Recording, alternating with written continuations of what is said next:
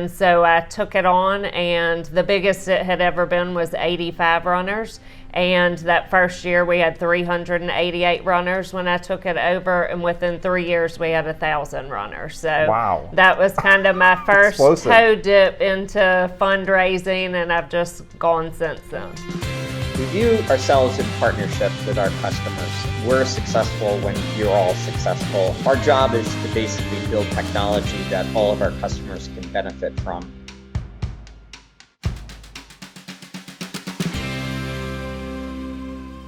I'm Steve Bingham-Hawk. I'm a product manager here at RunSignup, TicketSignup, and I'm here with Rhonda Hayden, Extra Table, the development director, and so nice to have you here and sit down and chat with you. So tell us a little bit about you and your organization. So I work for Extra Table, and we fundraise to feed hungry Mississippians. So all of the money that we raise throughout the year, and our goal this year is $1 million, will go directly to feeding people in Mississippi, and we purchase the food with that money, ship it to different food pantries throughout the state, and then the food pantries distribute it to their clientele. That's great. Yeah. And how long has the organization been? Extra Table, we are 13 years now. 13 years. We just had our 13th birthday. Great. And what about your personal background in terms of nonprofit, development, or whatever else your former life was before coming to Extra Table? Former life, pharmaceutical rep, and got laid off way too many times in the industry. So I moved over to the nonprofit world and started fundraising. So, and some of that started with being involved with the PTO at my son's school and being asked to take on a 5K race that they had had for 10 years. And so I took it on, and the biggest it had ever been was 85 runners. And that first year we had 388 runners when I took it over, and within 3 years we had 1,000 runners. So wow, that was kind of my first toe dip into fundraising, and I've just gone since then. So some obvious success there. What would you attribute that to after you took over to move so quickly to those bigger numbers? I mean, honestly, when it comes to races, I've raced since I was a kid. My dad is an athlete, so I used to follow him around all his cycling events, and then he got me into it when I was in high school, and it's just one of those things. Every race I've ever done, I watch how they do everything. And so I kind of took nuggets from all the races that I did, the things that I loved the most about this race, and what I, and the things that I didn't enjoy. And so I just kind of bring those together when I put a race on. We get race ambassadors, which are like our micro influencers of our race, and they're all in different zip codes and some in different states, and they recruit people that they run with or that they cycle with, and they reach out to their running groups and the stores and the gyms and all that kind of stuff, and they have a code. They're the only ones that have codes. So you have an ambassador program, and you're giving them unique coupon codes that they share out? I don't do any discounts on registration. Now, I do price increases, but you're not going to get a discount in September for my race that's in December that opened up registration in July, because I don't think it's fair. Like, you're going to know from the beginning, if you don't sign up in that early bird registration, you're not getting a discount code. But I do have race ambassadors. So if you use their code to register for the race, they're kind of on a point system, so they get rewards as they reach certain levels. And what are some of those incentives that they're earning points towards? Yeah, so we do everything from getting free registration to extra swag that they get, and then just being asked back for the next year is a big motivator for them. And when you reach out to somebody who does races all the time, they're a big influencer in their running community or their cycling or swimming community, when you reach out to them, it makes them feel special. Like, wait, how did she know about me? And this race really wants me to, to be a part of it and promote it. And they're going to give me free registration if I do this, and if I get this many people registered in the race. And they're required to do so many social media posts for us throughout the months that they're the race ambassador.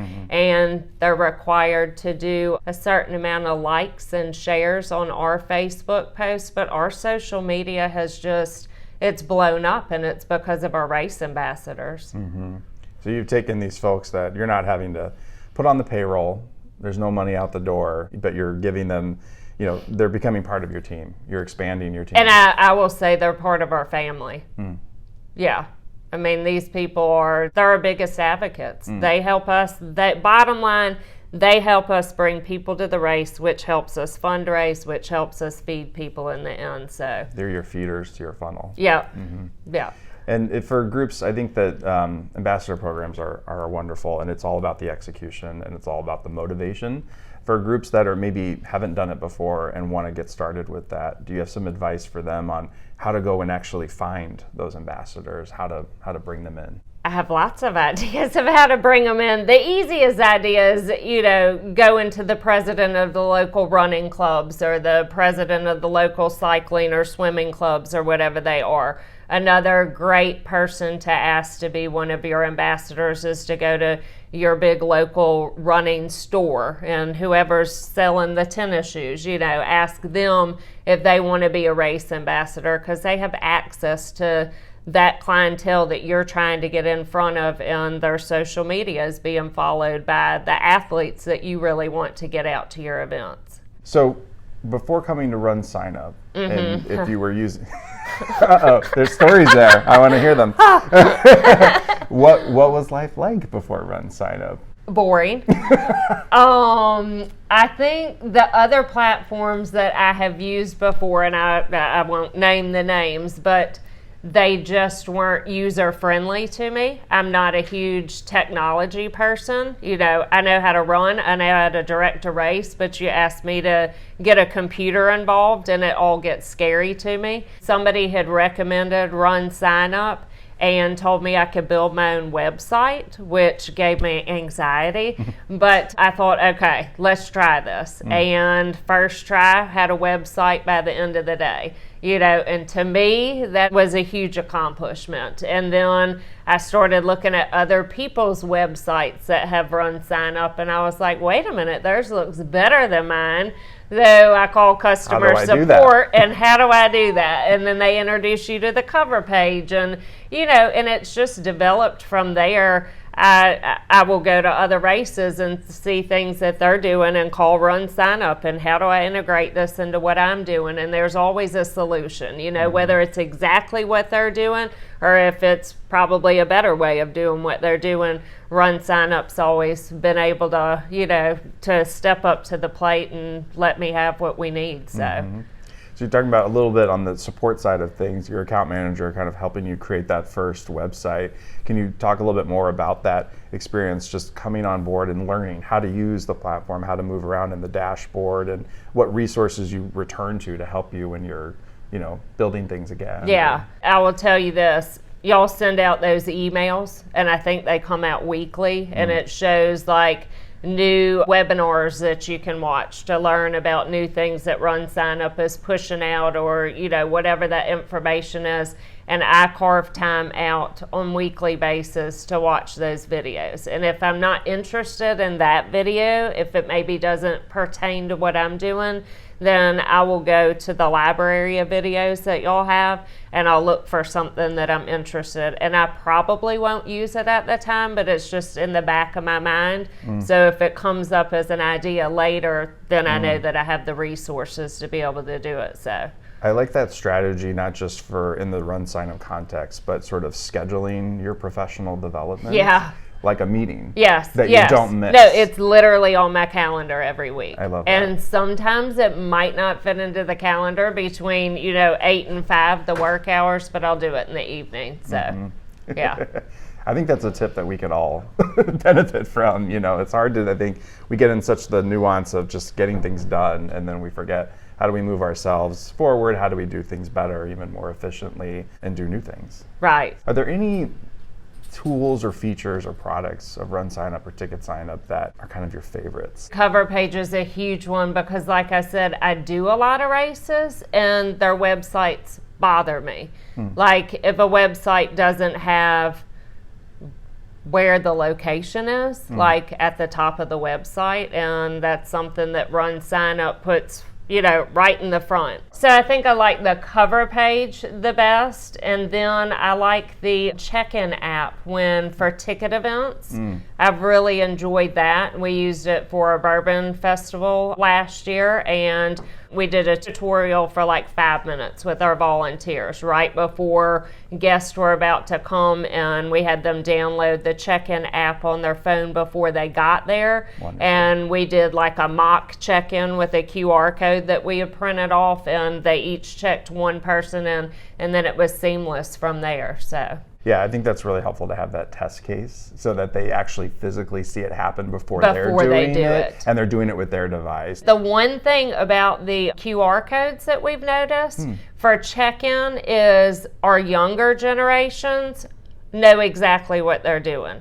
Our older generations, when we send out the email like 2 days before the event, hey, we'll resend them their QR code, bring this one to the event or whatever. They're so confused. They do not know what that QR code is for, but you can manually check them in too. So as long as they tell us their name when they get there, the volunteer can put their name in the check-in app, and it comes up that way too. So curious, so what are some of the questions or responses you get from maybe some of the older folks that don't understand? They're like, they just don't even know what the QR code is. They don't even, they don't know what a QR code is. Got it. Yeah, they don't know. It's just something that we're going to scan when they come to the event. So interesting. Yeah. A lot of people with QR codes will print it and bring a piece of paper to the event, and I'm like, it's on your phone. You know, you don't even have to bring that piece of paper. So that's an educational thing that I think will happen over time. Sure.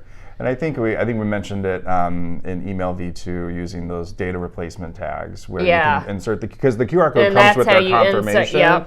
Yep, and putting that, like sending that literally the day before, I have found to be a game changer because nobody remembers what's actually in that confirmation. So at least if it's like, you know, have this email on you with this QR code arrow. I don't know. Maybe it's that helps. There. No, you're so right, because the first year with Bourbon Celebration, I sent out an email about 48 hours before the event.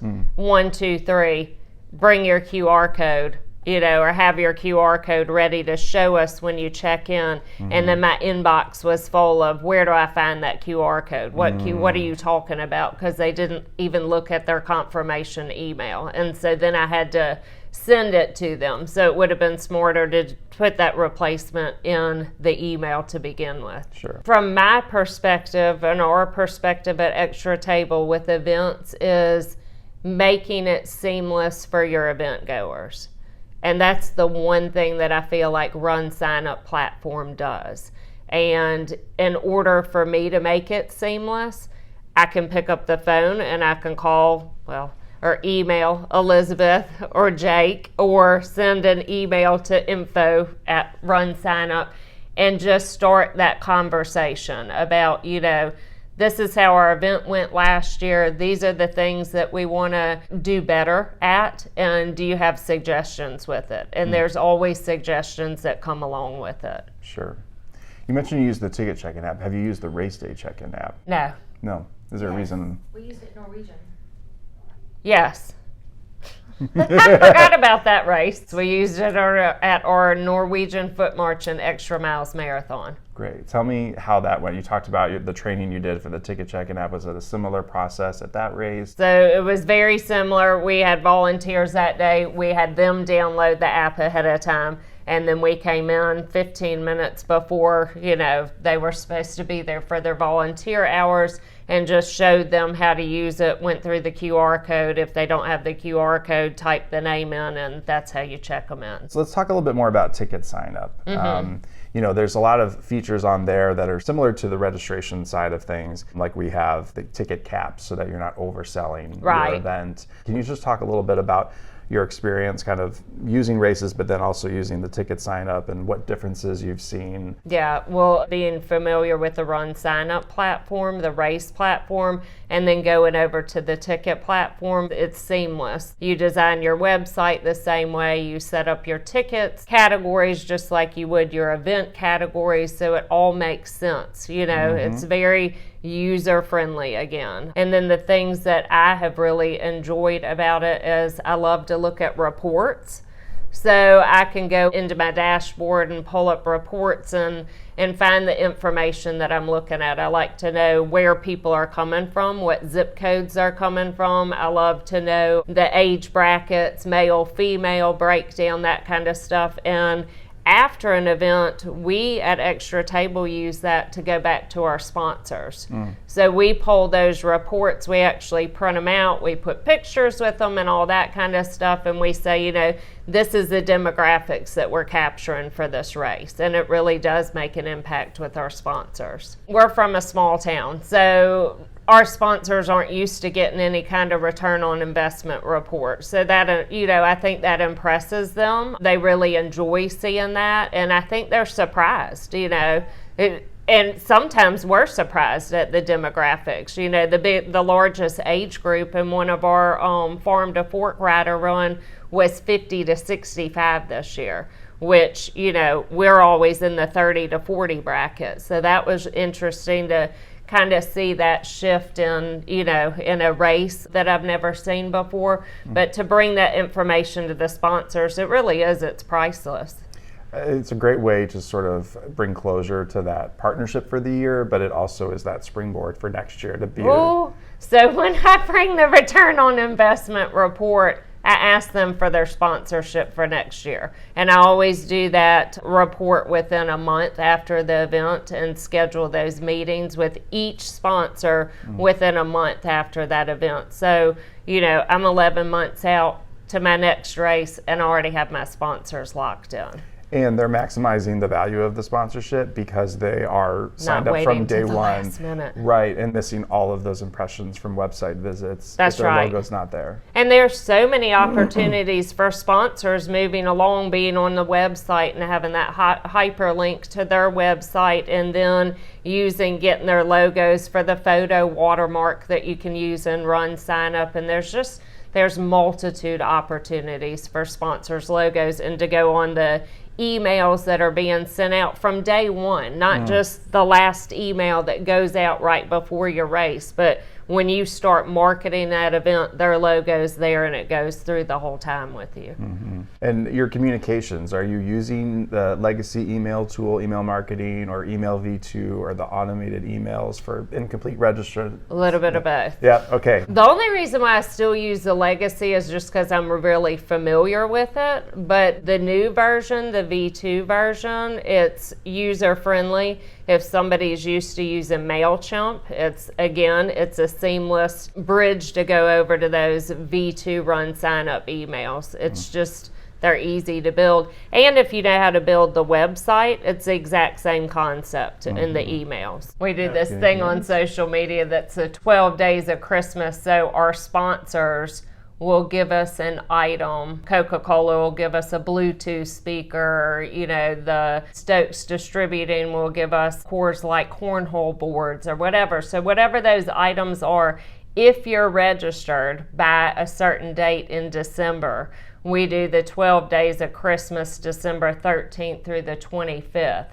And each day we put up a new item and we highlight the sponsor that way, because most people don't care about who your sponsors are. Right. But if we do it in that way and then we have them thank the sponsors, or there's always something they have to do that's related to the sponsor in that post, and we'll get 200 comments on a race that has 1,100 runners and stuff. And then at 6 o'clock that night, if you're one of the people that liked and did what it asked, your name goes into the pool to win it, and then we announce who that winner is that night. And then the next morning at 6 a.m., the next item goes up. That's a good way for us to highlight our sponsors, but also to get people to register before December 13th. And it's hard, December, your registrations can go down because everybody's Christmas shopping and stuff. So it's a way for us to keep that momentum going through the holidays. And then, Christmas Day, we give out whatever the biggest prize is. I love that pairing the prize or the giveaway with the sponsor, because I think a lot of groups, they will offer a Facebook post or an Instagram post as part of a sponsorship activation piece.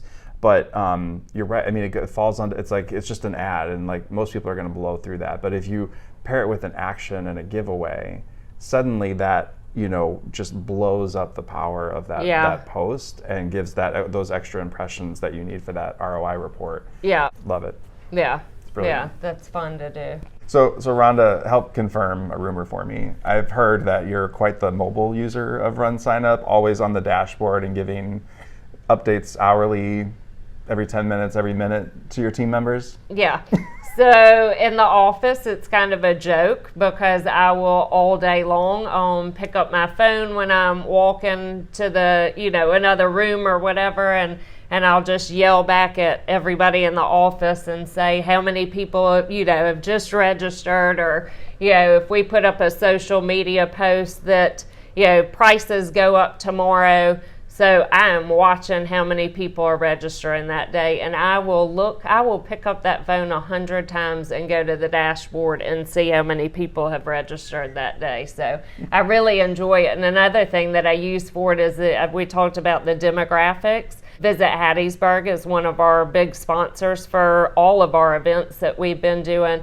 But they will ask me, oh, how's the race coming? I'm like, you won't believe it. We have 15 states coming this year, and last year we only had 9 states, and we're still 100 days out on our registration. And I can just spit off all this information that's very important to them, but I literally just looked at the dashboard 5 minutes ago. You didn't download a report. I didn't even have to download a report. She gets up to move and grab a piece of paper, and she updates you like 5,000 times a day. How many people have visited the website? Oh, this is funny. So I downloaded all the photos after the race, like 2 days after the race. And I had put out on social media, race day photos coming soon, and you get all those emails. When are the photos coming? When are the photos coming? So we did this big social media, the photos are down, and we had the RunSignup link straight to the photos and stuff. And I was able with RunSignup to track how much traffic went to the website, and it about blew up that day. Like, we did not have that many people visit our website throughout registration as what we had on that one day when we downloaded the photos there. And so Martha was in the office having to hear about that all day. So for those that are watching this and they're thinking about RunSignup, they're thinking about maybe moving platforms, or maybe they just joined us, is there any advice or anything that you would want to tell them? There's a couple of things that I would say. If you are not a technology guru, you can still use RunSignup. You can build your own website. You can set up your own tickets for the events. You can check people in, and I find that it saves you a lot of money, because in the past with other platforms that we were using that weren't so user-friendly, we would pay somebody to do the website and pay somebody to come help check in guests or recruit volunteers for that, and now we can do it ourselves. So, it could be a money saver on that end, and it just offers a professional look to your event, whether it's a race or it's a ticket event. Well, if you liked our conversation, please go ahead and like us and subscribe to our channel.